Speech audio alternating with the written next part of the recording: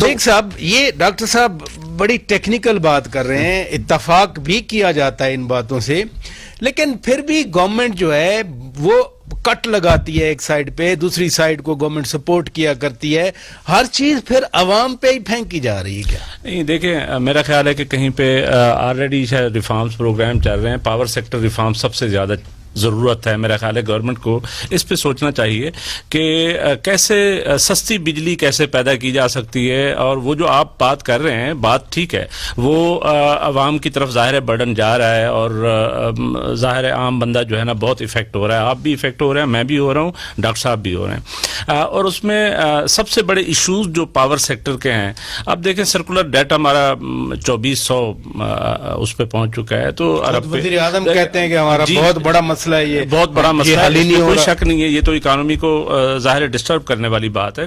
میرا یہ خیال ہے کہ کہیں نہ کہیں پاور سیکٹر ریفارمز پہ جیسے ٹیکس ریفارمز چاہیے، اسی طرح power sector reforms are badly needed. Government کو اس پہ زیادہ توجہ دینی چاہیے.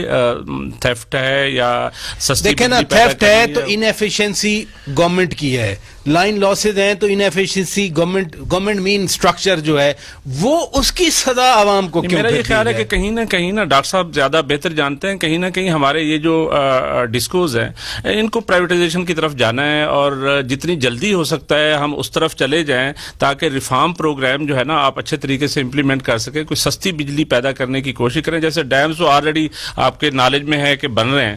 اور اسی طریقے سے میرا خیال ہے کہ یہ تھیفٹ کو کنٹرول کرنا ہے. کوئی جو ہمارا فرنس آئل سے یا دوسرے آئل سے یہ پیدا کی جا رہی ہے بجلی، تو اس کو بھی میرا خیال ہے کہیں نہ کہیں ہمیں کنٹرول آپ نے تو ایک دو آرٹیکل بھی میں نے آپ کے دیکھے، پبلک سیکٹر ریفارمز کی آپ بات کر رہے تھے، اصلاحات کی، بیوروکریسی کی آپ بات کر رہے تھے.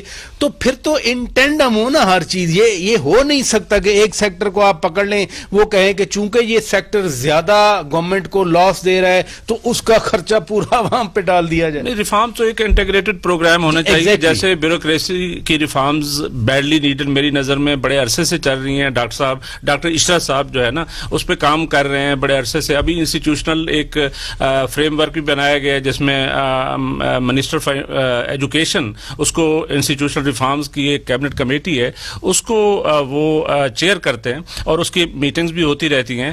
آئی ایم شیور کہ اس پہ ریفارمز جو ہے نا وہ بڑی ضروری ہیں، کیونکہ جو یعنی بیوروکریسی کی اگر ہم بات کریں، دیکھیں پاکستان ایڈمنسٹریٹو سروس کے لوگ جو فیلڈ میں ہیں اور جو ڈائریکٹلی عوام کو یعنی ریلیف دے سکتے ہیں، تو وہاں پہ ریفارمز کی زیادہ ضرورت ہے. باقی بھی ضرورت ہے، میں یہ نہیں کہہ رہا باقی میں ضرورت نہیں ہے، لیکن اب پرابلم کیا ہوتا ہے کہ آپ دیکھیں ہم ایز اے یعنی سول سرونٹ وہاں بیٹھا ہوا ہے، وہ بھٹو صاحب نے نام دے دیا سول سرونٹ، لیکن مسئلہ یہ ہے کہ وہ وہاں کا رولر بن جاتا ہے. That is some thing that has to be some where you have to.